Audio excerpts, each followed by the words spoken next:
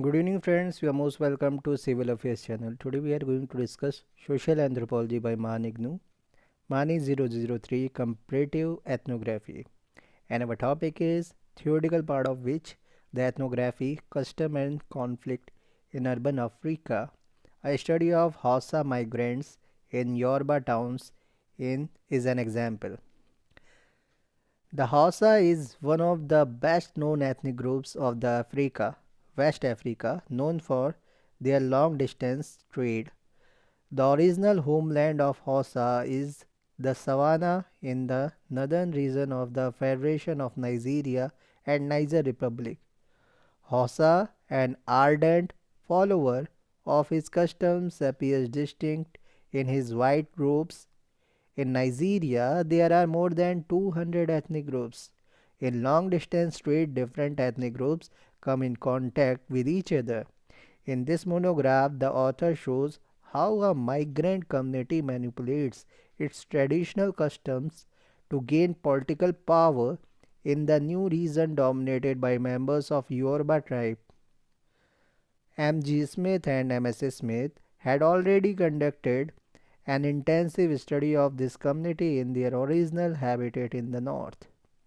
Description of the ethnography.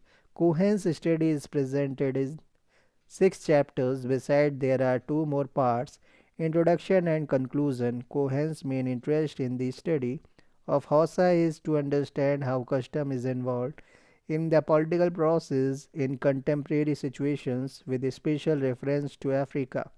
Continuities and changes in the culture and social organization among the migrant Hausa traders in a Yoruba town forms the main theme of the present study.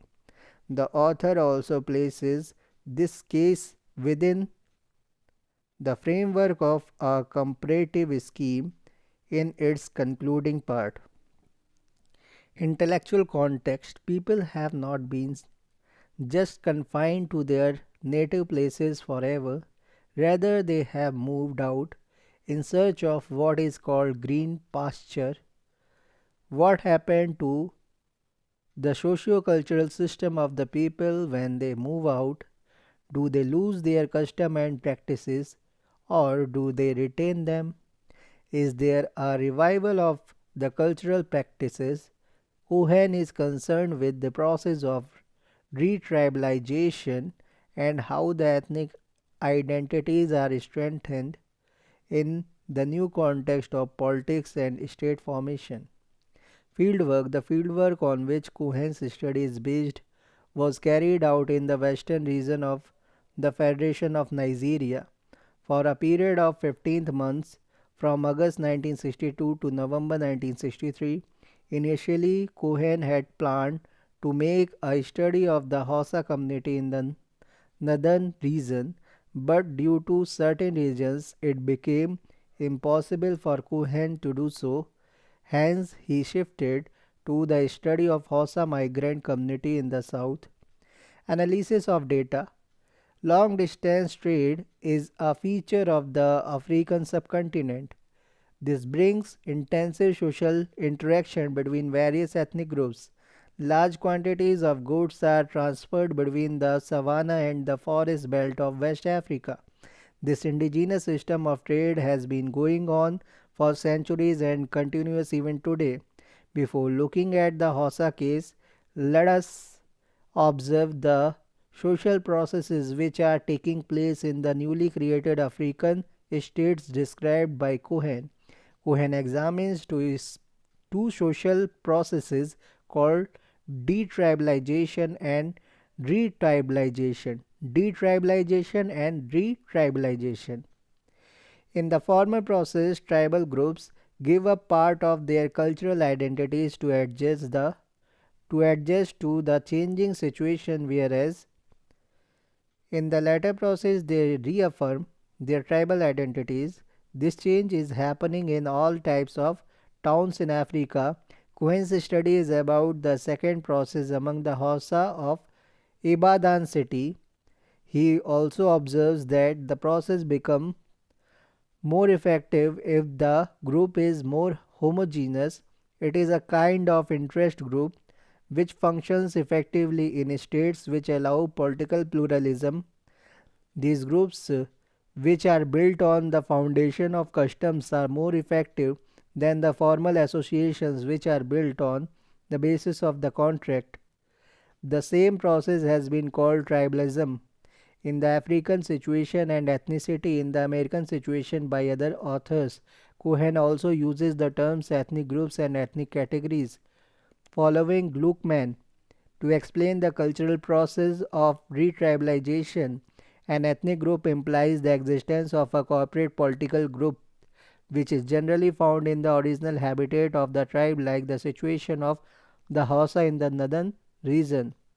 When several members of a tribe migrate to another town, they retain a great deal of their cultural characteristics like family, kinship, religion, etc., but they are not able to retain the corporate nature of their group.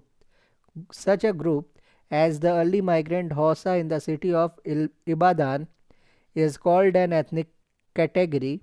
However, an ethnic category becomes an ethnic group as a result of increasing interaction between its members, as it happened for the Hausa in Sabo settlement of Ibadan city. The host people consider the migrant as an exploiter, a monopolist, rogue, and troublemaker. During the initial days of migration, the migrants may pose as an Islamic teacher, diviner, barber, butcher, commission agent, porter, or beggar. The Hausa faced the same problems when they migrated to a part of the Ibadan city in 1916. The Hausa have developed an efficient economico-political organization over a period of time which enabled them to succeed as traders. The Hausa community in Sabo quarter of Ibadan city is headed by a Hausa chief called Sarkin Hausawa. The city is mostly inhabited by Yoruba. Sabo was allotted to the Hausa by the local authority in 1916. There were about 400 Hausa at that time. The north and south geographical zones of Nigeria are economically interdependent. The north sends to the south millet, groundnut oil, south millet, groundnut oil, dried meat, cassava flour, butter, and cattle. The south sends to the north cola, nuts, sugars, salt, scrap iron, and a variety of imported manufactured goods. The north sends to the south millet, groundnut oil, dried meat, cassava flour, butter, and the cattle. The south sends to the north cola nuts, sugar, salt, scrap iron, and a variety of imported manufactured goods. But for the people of Sabo, two articles are dominant: cattle and cola. Cohen's survey shows that out of 1984 males in Sabo, 452 (22.8%) are directly involved in these two trades. Further, about three quarters of the men in Sabo are engaged in long distance trade. The men who are involved in these two items dominate both economically and politically. The trade of these two items are conducted within the framework of traditional institutions. The Hausa face some technical problems in the transport of cattle and cola from north to south and south to north, respectively. Since these two commodities are highly perishable and the traders have to dispose them of quickly, now the modern transport and communication system help them in this respect, but during the pre-industrial condition these technical problems were solved by monopolizing the trade by certain ethnic communities. Hausa succeeded in monopolizing trade in cola and cattle. For this they had to mobilize political power. The monopolizing tribe may be a producer, consumer, or neither of these, like the Hausa who produce neither cattle nor cola. Drastic political changes occurred in Nigeria during the early 1950s. There was a change from traditional rule by tribal chiefs to Western oriented nationalistic rule. Three major political parties also emerged during this time. The territorial exclusiveness of Sabo as a Hausa quarter came to an end with the introduction of new administration. The Hausa are treated now as equal to the locals. The rapid growth of Yoruba Islam also undermined the Hausa identity. The Hausa chief's role in daily life dwindled gradually, and the same was done by the Sabo branches of the three political parties. This was a direct threat to Hausa identity as an autonomous, well organized community. The Hausa were more worried about losing the source of their livelihood rather than the ultimate loss of their cultural identity. Sabo's religious activity became very intense during the early 1950s. All men observed 5 prayers a day in groups of about 20 under the leadership of a Malam, a religious leader. They also performed elaborate rituals. There were 119 Malams in a population of about 4200. Malams also performed crucial political roles in Sabo. For Hausa men, both wealth and Islamic learning were forms of power and success. Almost all children went for Arabic learning. Performing the pilgrimage to Mecca was considered as the ultimate goal of life. In 1952, Sabo became an autonomous ritual community. Until then, they were holding the Friday midday prayer in the Ibadan Central Mosque, which was dominated by Yorubas. Cohen argues that religious, economic, and political processes are interconnected. Further, he says that the Hausa of Sabo maintained exclusiveness in Ibadan city mainly because of the economic interest and not because of any tribalistic sentiment. Now, let us look at the details of the dynamics of change in Sabo quarter during the 5 decades of its existence. Settlers and strangers. When a Hausa comes from the north to Sabo, he is treated as a stranger and he becomes a settler after passing through a series of roles in economic, political, ritual and moral spheres. Cohen described this process as a kind of retribalization. At the time of Cohen's study in 1963, there were 3,400 Hausa in Sabo and another 762 living in the adjoining areas.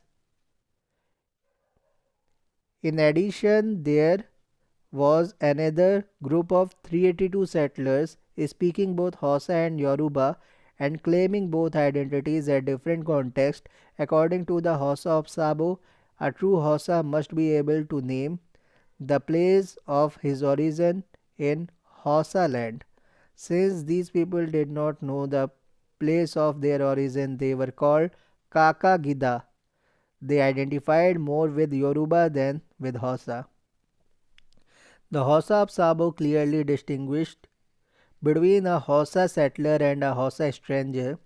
The length of the residence in Sabo is not the most important criterion for this categorization. In Sabo social organization, there are distinct sets of roles for Hausa settlers and Hausa strangers, right in housing, types of accommodation, residence of wife and children, relationship within the quarter and with the chief are the main criteria to classify a man either as a settler or stranger. There is one more category of Hausa in Sabo who are called migrants. These people are not sure whether they would settle there or migrate to other place. Prostitutes and housewives. Sabo's female adult population can be divided into two categories: mobile prostitutes and secluded and settled housewives. According to Cohen's census, there were 891 adult females and 679 adult males in 1963. Generally, among migrant populations in African towns, there was an acute shortage of women. A sizable and stable stock of women contributes to the stability of the community. A sizable and stable stock of women contributes to the stability of the community. Hausa men of Sabo always prefer to marry Hausa women either born in Sabo or in the north. They do not marry Yoruba women because they have a belief that if they marry Yoruba women they would die or suffer from disease. This belief has both economic and political implications. If Hausa men marry Yoruba women, it will affect the ethnic exclusiveness of Hausa and it will also affect their trade. A Hausa man with a Yoruba wife will not be trusted in the north by other Hausa traders. Out of 1270 adult females, 1270 adult females in Sabo, there were 950 housewives and 250 prostitutes.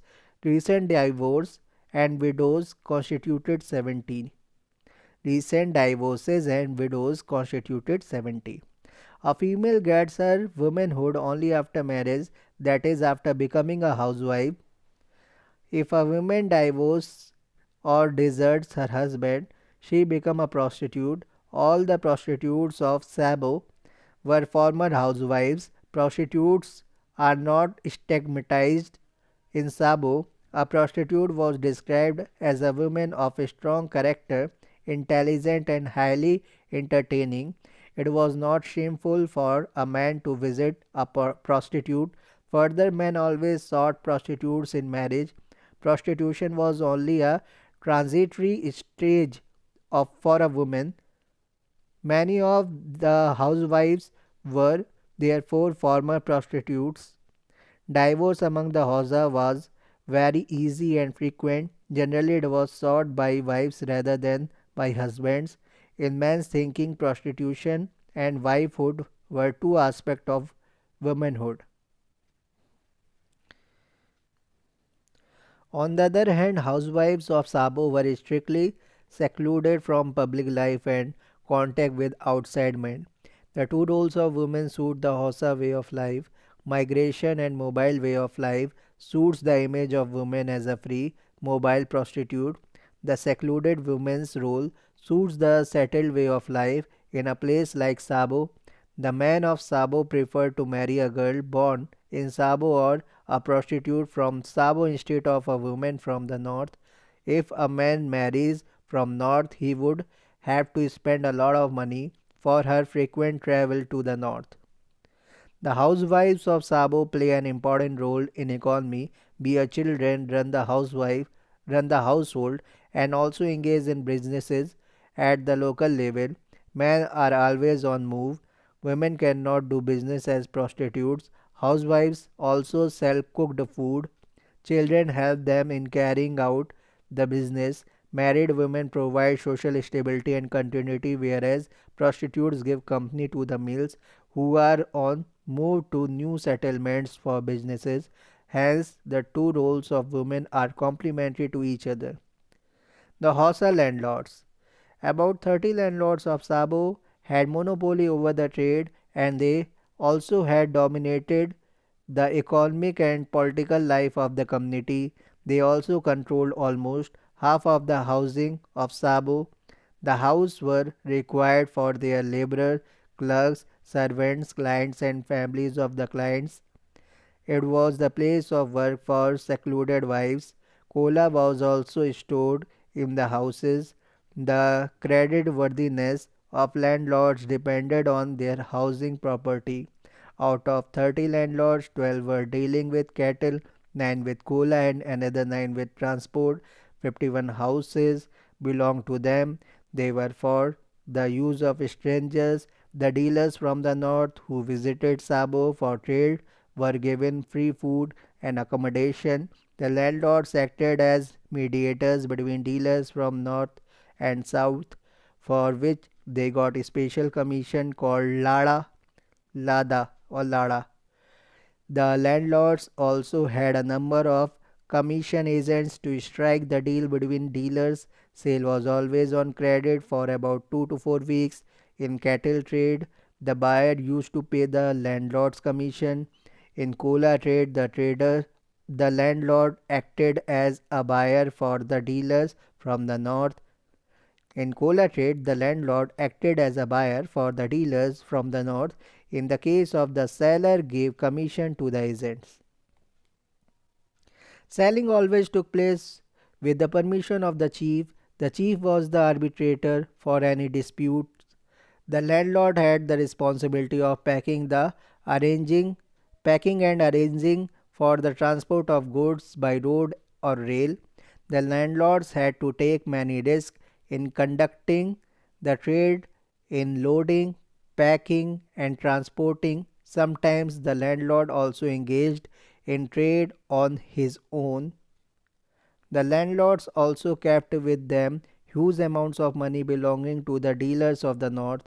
There was no insurance for the goods, no banking service, and no documents were used in trade. Cases of theft, embezzlement, default, and loss were common. The conditions of trade were pre industrial in nature. The landlord employed different factors of production such as land, labor, cash, experience, and reputation of his team. The relationship between landlord and client was not purely economic. The client was expected to support his landlord in political matters. There was always a struggle for power among landlords. One of the landlord was elected as the chief of Sabo. The landlords also competed for this. The chief of Sabo has two advisors, the chief imam and the assistant chief imam. Different occupational groups also had chiefs. The chief of the cattle market was an important position. The different clients of a landlord did not constitute a corporate group because they were not linked to each other. All the landlords were also political leaders, hence the Hausa often referred to them as the big man. History of Sabo. The making of an ethnic polity in Sabo town within the Yoruba city helps us understand the politics of long distance trade in Africa. As pointed out by A.L. Epstein, in Central Africa, tribal groups were undergoing a change called detribalization, but the situation in Yoruba city was different. Here, the process of detribalization was in operation, and the Hausa and Yoruba, the two major ethnic groups of the city, were developing polity on ethnic lines. The Hausa were involved in the long distance trade of perishable commodities, cola and cattle. The monopoly of this trade by Hausa is advantageous to the trade. If different ethnic groups were involved, it would have created language problem between dealers. The Hausa monopoly contributes to speedy means of communication between north and south. It also promotes primarily relationship between dealers needed for availing credit. The Hausa achieved the monopoly in trade by driving out other tribal groups, not by using force but by keeping unity among Hausas. History of Sabo can be divided into five periods. First is 1906 to 1915. The Hausa cattle lords, described by Yoruba as thieves, achieved to get an autonomous area within Ibadan city to prevent the encroachment of Yoruba men. Second, 1916 to 1929, formation of Hausa quarter called Sabo with a chief under indirect rule. Third is 1930 to 1942. A unified political authority came into existence for Sabo. Fourth is 1943 to 1950. Hausa monopoly over trade in cola emerged. Fifth is 1951 to 1963. British indirect rule collapsed. Reorganization of religion in Sabo under a new order articulated Sabo autonomy in terms of symbols, myths, norms, values, and power relations. Emergence of new religious brotherhood. Two major processes of social change in Sabo were political and religious, which were closely interconnected. Hausa autonomy in Sabo was maintained on the basis of indirect rule between 1962 between 1960 and 1950, as the colonial power had upheld the authority of the Hausa chief. Party politics entered the area in 1951. Elections were held on party and not on tribal lines. Three major parties emerged in Nigeria, each party depending upon a major ethnic group. Northern People's Congress (NPC) depending upon Hausa in the north, Action Group (AG) depending upon Yoruba of the western region, and third is National Council of Nigerian Citizens (NCNC) depending upon Ibo of eastern region. All the three parties had their branches in Sabo. Initially, the Hausa supported the NPC. NPC is National People's Congress, but later they realized that it was not helping their cause, so they decided to support the party in power. Since the beginning of the party politics, the interaction between Hausa and Yoruba increased.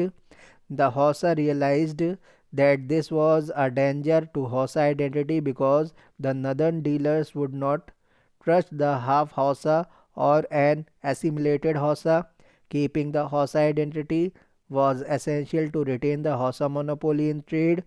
The party politics also weakened the authority of the chief of Sabo. Under these circumstances, religion came to their help. The Hausa of Sabo adopted the Tijaniya order of Islam in early 1950s. Since the party politics had disintegrating effect on Hausa society. In 1963, 85% of Hausa of Sabo were Tijanis. Out of 8 mosques in Sabo, 7 belonged to this order. The new religious order intensified ritual activity and prayer. The last daily prayer, the fifth one, had to be conducted in a group. This was a new kind of ritual grouping. The Hausa of Sabo seceded from the Yoruba dominated Friday midday prayer in 1952, which was conducted in the central mosque of Ibadan. Hausa considered themselves as superior Muslims. This myth was essential to maintain Hausa autonomy and Hausa monopoly in trade. The Hausa developed several localized rituals and gatherings to promote intensive social interaction within Sabo. This contributed to the homogenization of Hausa diaspora in Sabo. Migrants had brought different brands of Hausa culture from different parts of Hausa land into Sabo. The religious movement created a new power structure reorganizing the authority of chief. Ritualization of political authority. The continuity of the Hausa in Sabo depended upon gaining political authority in the newly emerged nation state. The political authority was strengthened by its ritualization. In the new setup, chief of Sabo acted as Sharia's judge and regulated marriage, divorce, inheritance, custody of children, etc. He also arbitrated in disputes, appointed occupational chiefs, maintained mosque and cemetery, arranged houses for strangers, and officiated in marriage and naming ceremonies. In the earlier system, the chief had no ritual power. Tanzania order created new power structure through the association of malams. After the introduction of new religious order, the traditional spirit cults like Bori cult almost vanished from Sabo society. The Malams did not deny the existence of spirits but equated them with jinns, which are acknowledged in the Quran. Men were initiated into the Tijanian order around the age of 20 and were linked to a Malam. The Malams also acted as diviners to solve the problems of the people related to illness, disputes, etc. Malams guide and shape the destiny of men. Malams also acted as link between chief and subjects, between landlords and clients, and between one age group to another age group. The Malams were also consulted by the landlords to get success in trade and politics. Malams guided their followers by divination and other rituals. The subjects believed that the Malams knew the right formula for success. Party politics was a threat to 30 landlords who controlled most of the housing and employment in Sabo. A good Malam was described as a modest person, devoted to learning and teaching, and not longing for wealth or power. Almost the 119 Malams of Sabo were engaged in religious activity. Malams were not paid for their services. However, gifts were given to them. Malams in Sabo influenced polity since they had close associations with all sections of the society. In conclusion, we can say that Tanzanian Tanzanian order provided the blueprint for change in Sabo. It provided a ready-made norm, myths, beliefs, rituals, and organization for solving the current problems of the Hausa people. Conclusion: Cohen has attempted to draw a general conclusion from this case study of a tribal community. He considers that the development and functioning of an ethnic polity is only a part of the general process called retribalization, which was taking place in African towns in early 1960s. The House of Sabo illustrates a specific case of political ethnicity. The author pleads for a comparative study of the political ethnicity in different cultural settings to understand the impact of different variables on the political systems, as social anthropologists are well equipped to understand the phenomena from the holistic perspective. How does the ethnography advance our understanding? Cohen's work is mainly concerned with the understanding with an understanding of ethnic groups, an area which was not given much attention at that time, and how they organize their political functions informally. The book further shows that the organization of tribal polity requires the mobilization of different kinds of relationships, and also the creation and utilization of different kinds of myths, beliefs, norms, and values.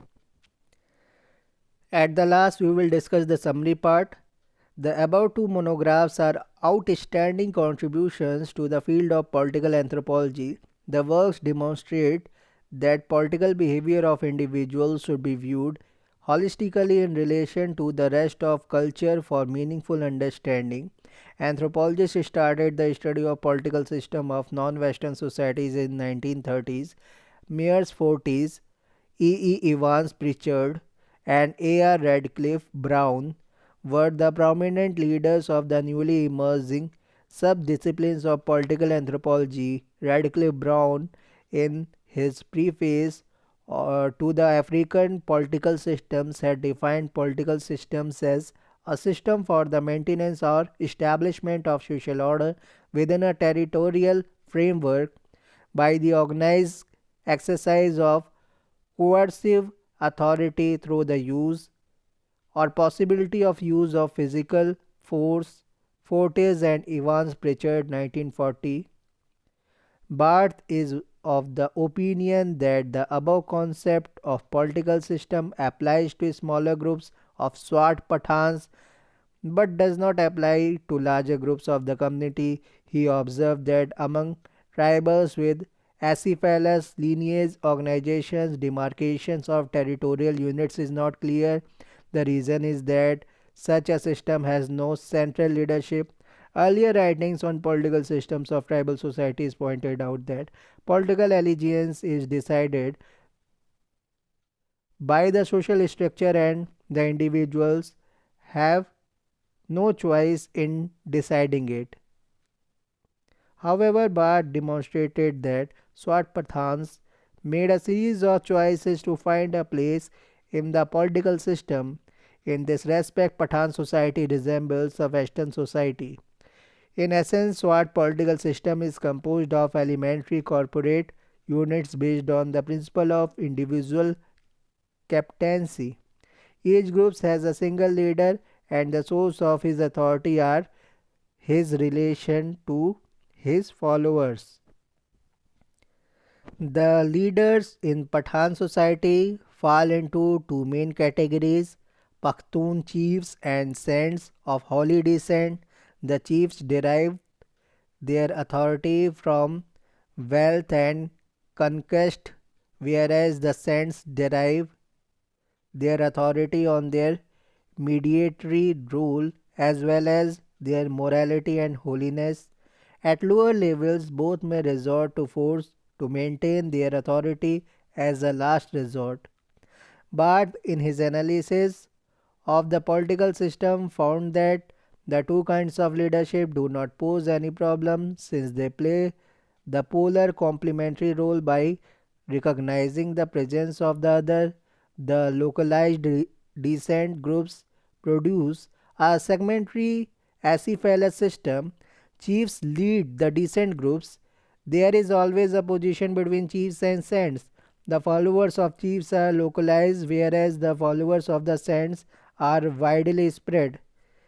Whenever there is conflict between the two chiefs, saints intervene. Whenever there is a conflict between two chiefs, saints intervene.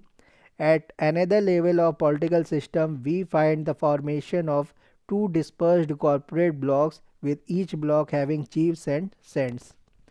The study of Hausa by Cohen describes the dynamics of change in a tribal society in Africa, the emergence of nation state, the emergence of the nation state, party politics, market economy, and technological changes in communication had significant impact on tribal culture. The processes of detribalization and retribalization were taking place in African society. Some tribes were undergoing detribalization, whereas others, like the Hausa of Ibadan city, were undergoing retribalization. The process of retribalization was adjusted to the changing situations by reasserting the traditional culture with or without the addition of some external elements. In the case of Hausa society, an important addition was in the domain of religion. A new Islamic religious order called Tijaniya was added to the existing Islamic religion. Thank you very much.